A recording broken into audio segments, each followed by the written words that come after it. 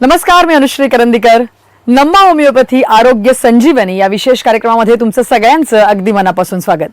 आजच्या या विशेष कार्यक्रमामध्ये आपला जो विषय आहे तो म्हणजे अत्यंत महत्त्वाचा, आर्थरायटिस. हो, आज आपण आर्थरायटिस या विषयावरती बोलणार आहोत आणि एकूणच हा विषय समजून घेण्याकरता आपल्यासोबत आपले डॉक्टरही जोडले गेलेले आहेत. आपण त्यांच्याकडनं संपूर्ण विषय समजून घेणार आहोत. परंतु नम्मा होमिओपॅथीबद्दल जर का प्रथम सांगायचं झालं तर संपूर्ण नम्मा होमिओपॅथीचे महाराष्ट्र आणि कर्नाटकामध्ये 21 शाखा आहेत. आणि महाराष्ट्राबद्दल बोलायचं झालं तर महाराष्ट्रात मुंबई, ठाणे, पुणे, नाशिक, औरंगाबाद, सोलापूर, नागपूर, कोल्हापूर, अकोला आणि नांदेड या सर्वत्र ठिकाणी आपल्याला नम्मा होमिओपॅथीच्या शाखा आहेत. तिथे तज्ज्ञ डॉक्टर आहेत. तुम्ही तिथे जाऊ शकता, त्यांच्याकडनं मदत घेऊ शकता. तुमचे विविध आजार आणि रोग याच्यावरती विविध प्रकारची ट्रीटमेंट होमिओपॅथीच्या माध्यमातून नम्मा होमिओपॅथीमध्ये गेले अनेक वर्ष चालते. अगदी आर्थरायटिसबद्दलच सांगायचं झालं तर गेल्या 10 वर्षांपासून आर्थरायटिसवरती प्रामुख्याने होमिओपॅथीच्या माध्यमातून नम्मा होमिओपॅथीमध्ये ट्रीटमेंट चालू आहे. आत्तापर्यंत 50,000हून अधिक केसेस सक्सेसफुली नम्मा होमिओपॅथीच्या माध्यमातून आर्थरायटिसच्या देखील बऱ्या झालेल्या आहेत. त्यामुळे एकूणच जर का आपण विषय समजून घेणार असू तर आर्थरायटिस हा अत्यंत महत्त्वाचा विषय आहे. आणि आर्थरायटिसबद्दल हे संपूर्ण ज्ञान देण्याकरता आज आपल्यासोबत आहेत डॉक्टर रीना वाढे. डॉक्टर, कार्यक्रमात मनापासून स्वागत. नमस्कार. तर डॉक्टरांबद्दल सांगायचं झालं तर डॉक्टर स्वतः MD होमिओपॅथ आहेत. त्याचबरोबर त्या होमिओपॅथिक कन्सल्टंट म्हणून गेल्या 5 वर्षांपेक्षा जास्त काळापासून नम्मा होमिओपॅथीशी असोसिएटेड आहेत. आजचा विषय पुन्हा एकदा प्रेक्षकांना तुम्ही समजून घ्या. आजचा विषय आहे आर्थरायटिस. एक्झॅक्टली आर्थरायटिस म्हणजे काय, त्याचे प्रकार काय आहेत आणि एकूणच ट्रीटमेंटच्या माध्यमातून नम्मा होमिओपॅथी कशा प्रकारे काम करते हा एकूणच विषय असणार आहे. आपण थेट विषयाला सुरुवात करूया. डॉक्टर, मी जसं म्हटलं तसं की आर्थरायटिस हा विषय गंभीर आहे, महत्त्वाचा आहे, लोकांना समजून घेणं गरजेचं आहे. तर त्या अनुषंगाने सुरुवातीला अगदीच सोपा प्रश्न तो म्हणजे आर्थरायटिस नेमका काय आहे, काय सांगाल? आता आपण बरेचदा बघतो की एका ठराविक एज ग्रुप नंतर आपल्याला कसं सांधेदुखीचा त्रास होतोच आहे. पण आपण बहुतेकदा बघतोय की आता कमी वयामध्ये पण भरपूर रुग्ण आमच्याकडे येतात की ज्यांना संधिवाताच्या तक्रारी बघायला मिळतात. तर आर्थरायटिस म्हणजे काय? ऑर्थो म्हणजे हाड किंवा जॉईंट आणि आयटिस म्हणजे इन्फ्लमेशन किंवा तुमच्या सांध्यावरती सूज येणं. ओके, तर आता 2 हाडं जोडल्या गेली की एक जॉईंट तयार होतो. या हाडांना जोडून ठेवण्यासाठी लिगामेंट किंवा आपण त्यांना स्नायू म्हणू शकतो. 2 हाडांमध्ये घर्षण नको व्हायला म्हणून तिथे एक गादीचा थर असतो. तिथे एक लुब्रिकेशनसाठी सिनोव्हेल फ्लुइड पण असतं. ह्या सगळ्या गोष्टी व्यवस्थित आहे. पण काही कारणांनुसार जेव्हा या सांध्यांमध्ये तुम्हाला वेदना होत आहेत किंवा सूज यायला लागते, अखडणपणा व्हायला लागतो, त्यांचा आकार बदलायला लागतो, तर तेव्हा आपण म्हणू शकतो की ही संधिवाताची सुरुवात आहे. तर डॉक्टर, आपण आर्थरायटिस या विषयावरती माहिती देताय, तुम्ही सगळं समजावून सांगताय, परंतु आपल्याला बरेचसे कॉल येत आहेत. मला वाटतं प्रेक्षकांनाही तुम्हाला काही प्रश्न विचारायचे आहेत, तर त्यांचे प्रश्न नेमके काय आहेत आपण थोडंसं समजून घेऊया. आपल्याला पहिला कॉल आलेला आहे, आपण प्रेक्षकाशी बोलूया. बोला. हॅलो मॅम, मी तुमचा आता TV बघतो आहे. शोमध्ये तुम्ही सांगितलेलं आहे की वातासंदर्भात आपण बोलतो आहात. माझ्या आईचं वय आता 53 आहे. तिचे जे गुडघे आहेत, गुडघ्यांना खूप सूज आहे, चालता येत नाही आहे आणि जिनासुद्धा चढता येत नाहीत. आम्ही 2 वर्षापासून ट्रीटमेंट घेतो आहे, काही फायदा होत नाही. पण आता डॉक्टरांनी आम्हाला ऑपरेशन सांगितलेलं आहे. पण आईला ऑपरेशन शक्यतो टाळण्याचा आम्ही प्रयत्न करतो आहोत. तर आपल्याकडे काही ट्रीटमेंट त्याच्या अनुषंगाने होऊ शकते का? तुम्ही कुठून बोलताय आणि तुमचं नाव काय तुम्ही सांगू शकाल? मी ठाण्यावरून बोलतो आहे, पंकज पाटील. नक्की पंकज, बोला डॉक्टर. पंकज, आता जसं तुम्ही सांगितले की तुमच्या आईला गुडघेदुखीचा त्रास होतोय आणि जिनं चढणं उतरणं पण अवघड झालंय, त्यात तुम्हाला ऑपरेशन पण सजेस्ट केलंय. तर हा एक संधिवाताचा ऑस्टिओआर्थरायटिसचा प्रकार वाटतं. यामध्ये कसं असतं की तुम्ही बहुतेकदा पेन किलर, कॅल्शियम, व्हिटॅमिनच्या गोळ्या खाता, पण त्याने तुमचं पेन थांबतं, पण हळूहळू तो आजार वाढून तुम्हाला ऑपरेशन पण सजेस्ट करावं लागतं. तर यासाठी आपल्याला काय करता येईल की नम्मा होमिओपॅथीच्या वतीने आपण immunogenic miasmatic 6th generation homeopathic ट्रीटमेंटने त्यांचा आजाराला थांबवू शकतो. म्हणजे जे पण काही दुखणं आहे, वेदना आहे, सूज आहे, हे कमी होऊन जाईल. या व्यतिरिक्त आपल्या औषधांनी त्यांना साईड इफेक्ट पण होणार नाही आणि ऑपरेशन टाळण्यासाठी तो आपण नक्की प्रयत्न करू शकतो. तर ठाण्याला आपली शाखा आहेच, तर तुम्ही एकदा त्यांना कन्सल्ट करायला घेऊन या. म्हणजे योग्य तपासणी करून आपण तुम्हाला पुढचं मार्गदर्शन करू शकतो. नक्कीच. बरं, एकूणच आपण जसं सांगितलं तसं आर्थरायटिस म्हणजे काय आपण समजून घेतलं, परंतु आता हे आर्थरायटिस किंवा संधिवात याचे विविध प्रकार असतात. तर त्या अनुषंगाने काय सांगाल, नेमके प्रकार कसे असतात, कशा प्रकारे? नक्कीच, प्रत्येक आजारामध्ये आपल्याला कारणं बघायलाच मिळतात. पण आता जे आमच्याकडे डेली रुटीन प्रॅक्टिसमध्ये आम्हाला रुग्ण बघायला मिळतात ते म्हणजे ऑस्टिओआर्थरायटिस, सगळ्यात महत्त्वाचा आजार. आता ऑस्टिओआर्थरायटिस ज्याला आपण संधिवात असं सुद्धा म्हणतो. दुसरा कॉमन प्रकार जर आपण बघायला गेलो तर ज्याला आपण आमवात मराठीमध्ये म्हणतो, रुमॅटॉइड आर्थरायटिस. ओके, हा एक ऑटोइम्युन डिसीज आहे. त्यानंतर गाऊट, ज्याला आपण आपण रक्तवात म्हणतो. यानंतर लंबर स्पॉन्डिलोसिस, सर्वायकल स्पॉन्डिलोसिस, अँकिलोजिंग स्पॉन्डिलायटिस हा युजली तुमच्या मणक्यांशी रिलेटेड असा आजार आहे. त्यानंतर सोरियाटिक आर्थरायटिस म्हणजे आपण बरेचदा बघतो की त्वचेवरती एक सोरायसिस नावाचा आजार असतो आणि हा सोरायसिस जर तुम्हाला खूप वर्षांपर्यंत राहिला तर तुम्हाला त्यानंतर सांध्यांचा वेदना चालू होता, ज्याला आपण सोरियाटिक आर्थरायटिस. यानंतर व्हायरल आर्थरायटिस म्हणजे एखादा ताप आला, फीवर आला आणि त्याच्यानंतर तुम्हाला वाताची सुरुवात झाली तर तो व्हायरल आर्थरायटिस. ओके, तर संधिवाताचे जे प्रकार आहेत हे खूप जास्त आहेत जर आपण त्याला एक्सप्लेन करायला गेलो तर, पण जे कॉमन प्रकार आहेत ते मी तुम्हाला आता तेच सांगेन. नक्की नक्की. आणि आता तुम्ही प्रकार सांगताना कारणांचा उल्लेख केला, तर मग एकूणच लोकांना किंवा जे पेशंट्स आहेत त्यांना पण हा प्रश्न असतो की मला नेमका हा संधिवात का झालाय, तर काय कारण असू शकतात प्रामुख्याने संधिवात होण्याचे? नक्कीच सांध्यांचं कारण म्हणजे आपण बघायला गेलो तर बघा कसं असतं की या प्रश्नाचं उत्तर देण्याआधी मला तुम्हाला प्रकारानुसार कारण सांगायला आवडते. ओके, तर सगळ्यात महत्वाचा पहिला प्रकार आपला असतो ऑस्टिओआर्थरायटिस, ज्याला आपण संधिवात असं म्हणतो. तर हा जो प्रकार आहे वाताचा, याच्यामध्ये कसं असतं की तुमच्या सांधे जे आहेत म्हणजे मोठे लार्ज जॉईंट अफेक्शन असतं, जसं की आपले पायाचे गुडघे. आता हा जो गुडघा असतो हा एक वेट बिअरिंग जॉईंट आहे, तो तुमचं वजन सांभाळतोय, राईट. तर एका वयोगटानंतर म्हणजे वयाची 40-50 ओलांडायला लागली किंवा हे सगळ्यात पहिलं महत्वाचं कारण आहे की तुमचं एज फॅक्टर. दुसरं म्हणजे तुमच्या शरीरामध्ये कॅल्शियम आणि विटामिन डेफिशियन्सीज होत आहेत, हॉर्मोनल इम्बॅलन्स किंवा मेनोपॉझल एज ग्रुप नंतर जे पण तुमच्या शरीरामध्ये बदल होतात. म्हणून ऑस्टिओआर्थरायटिस मध्ये आपण बहुतेकदा बघतो की स्त्रियांना याची जास्तीत जास्त सुरुवात लवकर होते. ओके, वाढलेलं वजन, कामाचा ताणतणाव ज्याला आपण मेकॅनिकल स्ट्रेस म्हणू शकतो, किंवा याच्या व्यतिरिक्त आपण बघतो की एखादी इंजुरी वगैरे झाली आहे, मेकॅनिकल इंजुरी वगैरे, करेक्ट. लाईफस्टाईल तुमचं चुकतंय, खाण्यापिण्यामध्ये थोड्या डेफिशियन्सीज होत आहेत, खाल्ल्यानंतर पण ते तेवढं प्रॉपर तुमचं पचन होत नाहीये. या व्यतिरिक्त मानसिक ताणतणाव हे पण एक महत्वाचं कारण असू शकतं.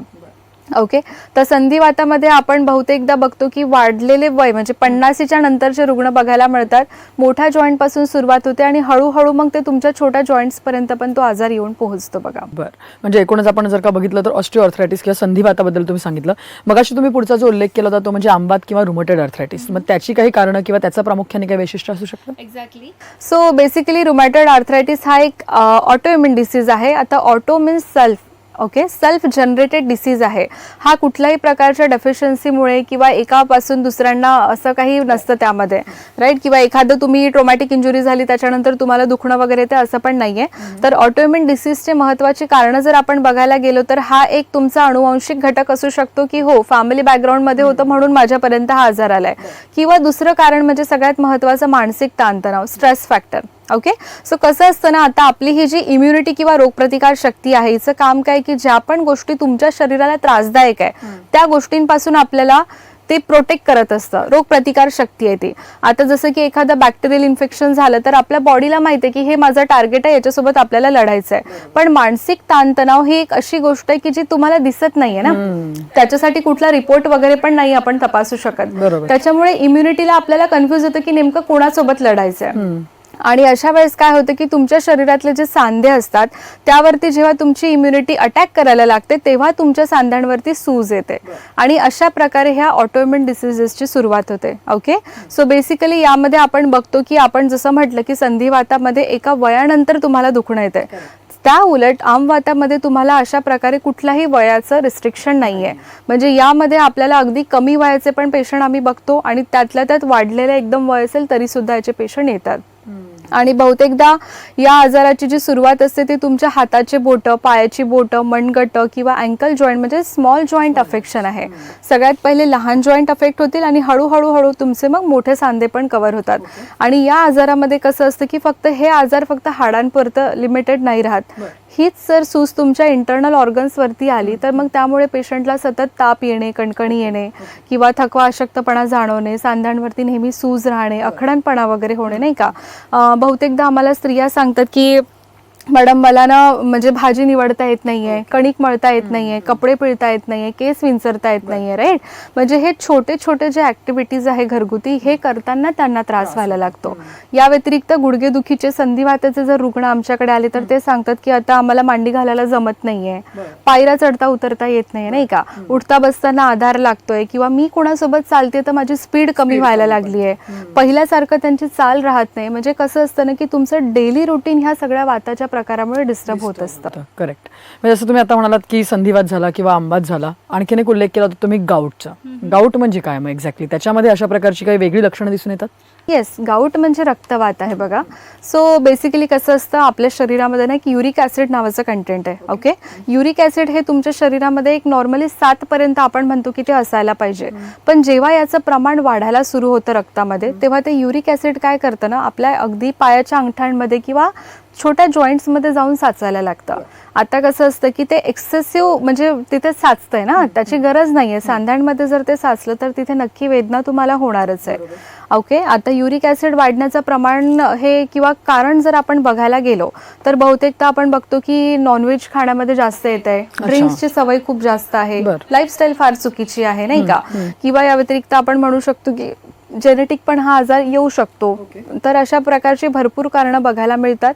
युरिक ॲसिड जर तुमच्या सांध्यांमध्ये साचलं तर सुरुवातीला तुम्हाला दुखणं चालू होतं, हळूहळू तिथे लिटरली तुम्हाला सांगते की सूज पण अशा प्रकारे येते भयंकर की पेशंटला एकदम त्रास होतो त्या गोष्टीचा. म्हणजे गाऊटचे पेशंट कसं आहे ना की रोज कंप्लेंट नाही करणार, पण अचानकपणे त्यांना सडनली गाऊट अटॅक ज्याला म्हणतो आपण, सिव्हिअर पेन असतं. आता याच प्रकारे हे रक्तामधलं जे युरिक ॲसिड आहे हे तर वाढतंय, हे तुमच्या सांध्यांमध्ये पण साचतंय, पण हे जे ब्लड आहे तुमचं हे प्युरिफिकेशनसाठी किंवा फिल्ट्रेशनसाठी किडण्यांमध्ये जाणारच आहे. सो किडनीमध्ये जेव्हा हे युरिक ॲसिड साचतं ना, तेव्हा तिथे स्टोन पण बनू शकतात. म्हणून गाऊट पेशंटला आपण जर बघितलं तर त्यांचा आजार हा किडनी स्टोन मध्ये सुद्धा कॉम्प्लिकेट होताना बघायला मिळतो. असं जसं तुम्ही आता हे आपण प्रकार बोलतोय तसं मगाशी तुम्ही जसं उल्लेख केलात की काही काही गोष्टी ज्या मणक्याशी रिलेटेड असतात, स्पॉन्डिलायटिस वेगवेगळ्या प्रकारचे, तर त्याचाही या संधिवाताशी संबंध असतो का आणि मग तो कशा प्रकारे असतो? त्याची काही लक्षणं कारणं वेगळी दिसू शकतात का? सी कसं असतं ना, आता संधिवात म्हणजे हाडांवरती आलेला एक आजार आहे. मग ते हाड तुमच्या हाताचं असू दे किंवा पाठीच्या मणक्याचं असू दे, it is related to joints only. Correct आहे. फक्त कसं असतं ना की जिथे जिथे तुमच्या वेदना आहेत त्याच्यानुसार तुमच्या आजारांची नावं बदललेली आहे, एवढाच फरक असतो. तर आता हाच वाद जेव्हा तुमच्या मणक्यांमध्ये बघायला मिळतो त्याला आपण सर्वायकल स्पॉन्डिलोसिस, लंबर स्पॉन्डिलायटिस म्हणतो. आता पाठीचा जो मणका आहे यामध्ये आपण फक्त मानेतून आणि कमरेतून वाकू शकतो. करेक्ट आहे. मधला भाग आपला वाकत नाही, म्हणून त्या 2 भागामध्ये तुम्हाला वाताची सुरुवात बघायला मिळते. आयदर तुमचं मानेपासून सुरू होईल किंवा कमरेपासून सुरू होईल. तर याचं महत्वाचं कारण आपण बघतो की बाबा आता प्रोलॉंग सिटिंग जॉब आहे. आता आपण बघतो की IT सेक्टरमध्ये कंटिन्यू बसावं लागतं, PC वरती काम करावं लागतं, आपोआप तुमच्या बॅकला सपोर्टच मिळत नाही ना, हळूहळू तुमचा आजार पण चालू होईल. ओके, काही लोकांना आपण बघतो की खूप जास्त मेहनतीची काम आहे, शारीरिक मेहनत त्यांना करावं लागतं, त्याच्यामुळे पण वेदना होऊ शकतात. काही लोकांना ट्रॅव्हलिंग खूप जास्त करावं लागतं बाईकवरती किंवा वॉट एव्हर इट इज, म्हणजे ट्रॅव्हलिंगच्या कामामध्ये पण मणक्यांचा आजार आपल्याला बघायला मिळतो. या व्यतिरिक्त आपण म्हणू शकतो की कॅल्शियम व्हिटॅमिन डेफिशियन्सीज तर आहेतच, किंवा मग कामाचा ताणतणाव, कधी कधी मेकॅनिकल इंजुरी वगैरे झाली आहे, मानसिक ताणतणाव झालाय, तर एक नाही तर अशा अनेक कारण आपल्याला मणक्याचे बघायला मिळतात.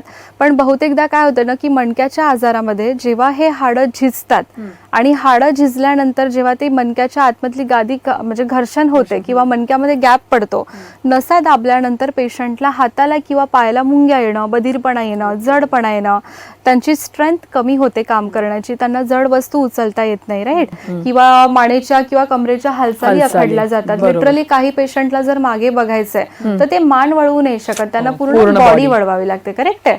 तर अशा प्रकारे काय होतं की पेशंटच्या कामामध्ये भरपूर अडथळे येतात.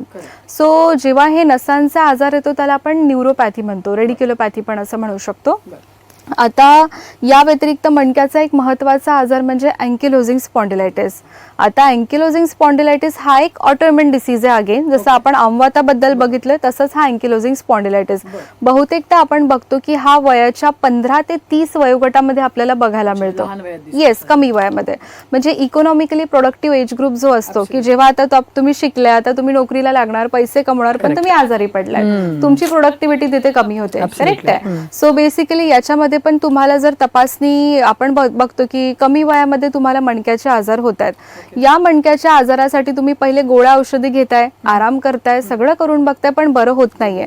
मग तुम्हाला डॉक्टर HLA-B27 नावाची तपासणी करायला सांगतात, आणि जर ती पॉझिटिव्ह आली तर आपण म्हणू शकतो की अँकिलोजिंग स्पॉन्डिलायटिसचा हा आजार आहे. ओके. या आजारामध्ये बहुतेकदा आपण बघतो की माकड हाडापासून पेन सुरू होतं पेशंटला, म्हणजे अगदी खालच्या मणक्यापासून, आणि सिव्हिअर वेदना असतात त्यामध्ये, पण पेन जास्त असतं त्यामध्ये. जसं पेशंट रात्री झोपायला जाणार त्यांना पेन सुरू होणार, जसं सकाळी उठणार थोडं स्ट्रेचिंग करणार मग त्यांना बरं वाटणार. ओके. पण या आजाराचं सगळ्यात महत्त्वाचं कॉम्प्लिकेशन काय आहे की हा एकतर तुम्हाला कमी वयात चालू होतोय. आता कुठला पण आजार जेव्हा तुम्हाला कमी वयात येतो त्याला लाईफ स्पॅन खूप मोठा भेटतो ना वाढायला. जर एखादा आजार तुम्हाला 50-60 मध्ये आला तर लाईफ स्पॅन शॉर्ट आहे, पुढे वाढून वाढून तो किती वाढणार आहे. पण या आजारामध्ये तो आजार तुमचा इतका वाढतो की ते तुमचे मणके एकमेकांना फ्यूज होऊन जातात आणि लिटरली तो आजार बांबू स्पाईन मध्ये कन्वर्ट होतो. बांबू स्पाईन म्हणजे असं हाड की ते वाकू शकत नाही, राईट, ते कडक होऊन जातं पूर्ण. काही लोकांना लिटरली उचलून न्यावं लागतं, त्यांना बसता येत नाही, त्यांना हालचाली करता येत नाही, म्हणजे त्यांची लाईफ पूर्ण डिस्टर्ब होऊन जाते त्या आजारामुळे. होलिस्टिक अप्रोच असतो आपला पूर्णपणे, असं म्हणायला नक्की हरकत नाही. आपण पुढचा कॉल घेऊया. आपल्याबरोबर अजून एक प्रेक्षक जोडले गेलेले आहेत. बोला. नमस्कार डॉक्टर, माझं नाव सुरेखा कुलकर्णी, मी पुण्याहून बोलत आहे. मला मागील 5 वर्षापासून रुमेटॉइड आर्थरायटिसचा त्रास आहे. यामुळे माझ्या हातांच्या बोटांना खूप तीव्र वेदना होत आहे आणि हा त्रास सकाळच्या वेळेस मला जास्त होतोय, इतका की मला साधा ग्लास उचलताना पण खूप त्रास होतोय. हा त्रास संपूर्णपणे बरा होऊ शकतो का आणि साधारण किती दिवसात हा त्रास बरा होऊ शकेल? नक्की सुरेखा, काय सांगाल डॉक्टर? सुरेखा, आता तुमचं जे मला तुम्ही सांगितलंय आजाराचं एक माहिती सांगितले त्यावरून हा अमवाताचा प्रकार वाटतोय, आणि अमवात हा एक ऑटोइम्युन डिसीज आहे, करेक्ट? ऑटोइम्युन डिसीजला आपण बघतो की हा शरीराने बनवलेला आजार आहे. तो 100% पूर्णपणे जाईल की नाही जाईल ही वेगळी गोष्ट, पण नक्कीच आपण आजाराला तुमच्या पेन किलर स्टिरॉइड पासून तरी मी वाचवू शकते, है ना. म्हणजे तुम्ही जर लवकरात लवकर आपल्याला कन्सल्ट केला तर आपण काय करू शकतो की तो आजार पुढे वाढणार आणि त्याची काळजी घेऊ शकतो. कारण की या आजारामध्ये कसं आहे की शेवटी हाताची बोटं म्हणजे वाकडी होतात, डिफॉर्मिटीज वगैरे त्यामध्ये येऊन जातात, आणि एकदा जर का डिफॉर्मिटी आली तर त्याला तुम्ही परत रिव्हर्स नाही करू शकत. पण दुखणं असेल, सूज असेल तर त्याला आपण आरामात थांबवू शकतो. तर तुम्ही सुरेखा लवकरात लवकर या आणि आपल्या क्लिनिकला व्हिजिट करून पुढचं योग्य माहिती आपल्याकडून घ्या. आपण पुन्हा एकदा विषयाकडे जाऊया. डॉक्टर, आर्थरायटिस बद्दल आज आपण समजून घेतोय. आता आपण जसं बघितलं की कारणं बघितली, लक्षणं पाहिली, तुम्ही वेगवेगळे प्रकार सांगितले. एकूणच मग सगळ्यात महत्त्वाचा भाग जो येतो तो म्हणजे ट्रीटमेंटचा. अर्थातच सगळे पेशंट त्याकरताच आपल्याकडे आलेले असतात, आणि जसं तुम्ही म्हणालात तसं की बऱ्याच वेळेला होमिओपॅथिक क्लिनिकमध्ये पेशंट सगळीकडे जाऊन आल्यानंतर कुठे रिलीफ मिळत नाही, आराम मिळत नाही म्हटल्यानंतर, आणि स्पेशली आर्थरायटिस सारखा आजार. तर मग काय सांगाल, नम्मा होमिओपॅथीमध्ये आपण आर्थरायटिसवरती युनिक किंवा वेगळी कशा प्रकारे ट्रीटमेंट देतोय पेशंट्स? पहिला पॉइंट तर हा क्लिअर करेल मी की नम्मा होमिओपॅथीमध्ये फक्त संधिवातच नाही, तर या व्यतिरिक्त भरपूर आजार जसं की व्हेरिकोज वेन, थायरॉइड, पीसीओडी, स्त्रियांचे आजार, हॉर्मोनल आजार, डायबिटीज, ब्लड प्रेशर, किंवा आपण म्हणू शकतो वाढलेलं वजन, है ना, त्वचेचे आजार, तुमचे मानसिक आजार, पाळीच्या तक्रारी वगैरे, अशा एक नाही तर अनेक तक्रारींवरती आपण इलाज करतो. नम्मा होमिओपॅथीमध्ये आपण immunogenic miasmatic 6th generation homeopathic treatment वापरली जाते आपल्याकडे.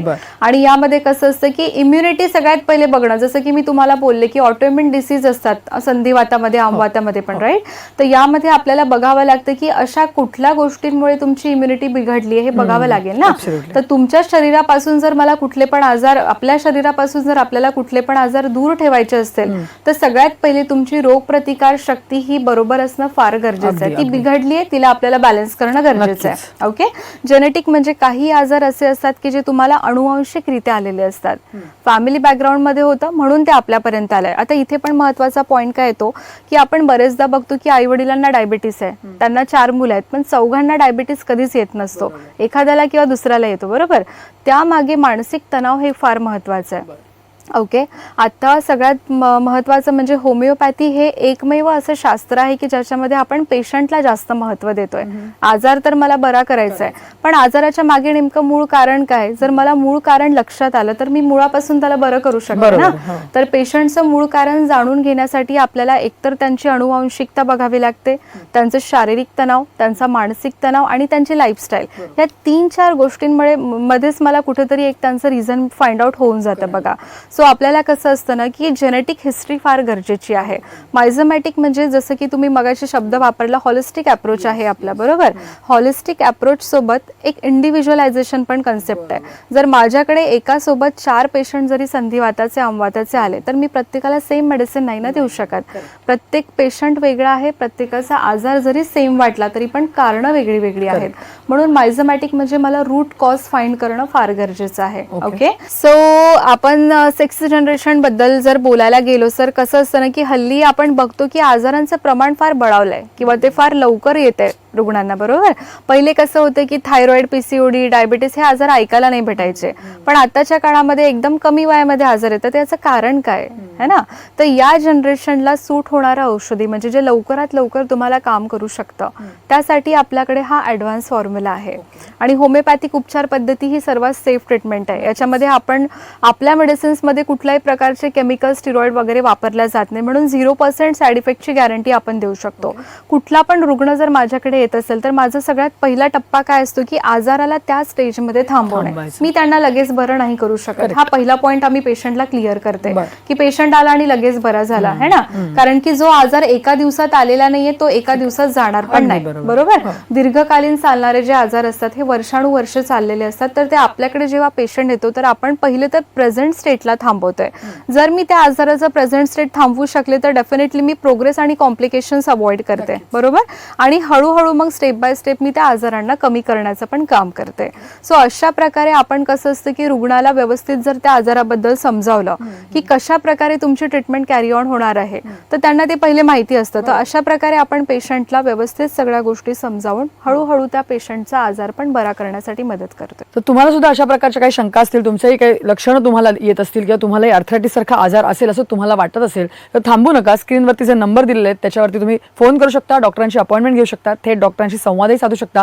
आणि मी जसं म्हटलं तसं एकूणच नमा होमिओपॅथीच्या कर्नाटक आणि महाराष्ट्रामध्ये 21 शाखा आहेत, त्यामुळे त्यापैकी तुम्ही कुठेही जाऊ शकता आणि डॉक्टरांना स्वतः भेटू शकता. आर्थरायटिसच नाही पण इतर कुठलेही आजार, जसं डॉक्टर म्हणाल तसं की अगदी सर्दी खोकल्यापासून ते कॅन्सरपर्यंत सगळ्या प्रकारचे आजार इथे नमा होमिओपॅथीच्या होमिओपॅथिक ट्रीटमेंटने पूर्णपणे बरे होऊ शकतात. त्यामुळे तुम्ही लवकरात लवकर या शाखांमध्ये जा.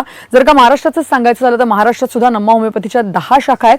त्यापैकी मुंबईमध्ये दादर येथे, त्याचबरोबर ठाणे, पुणे, नाशिक, औरंगाबाद, सोलापूर, नागपूर, कोल्हापूर, अकोला आणि नांदेड या 10 ठिकाणी महाराष्ट्रात नमा होमिओपॅथीची शाखा आहेत. त्यामुळे तुम्ही कुठेही जाऊ शकता, तज्ज्ञ डॉक्टरांची भेट घेऊ शकता आणि तुमचे संपूर्ण आजार होमिओपॅथीच्या माध्यमातून विदाऊट एनी साईड इफेक्ट्स पूर्णपणे बरे देखील करू शकता.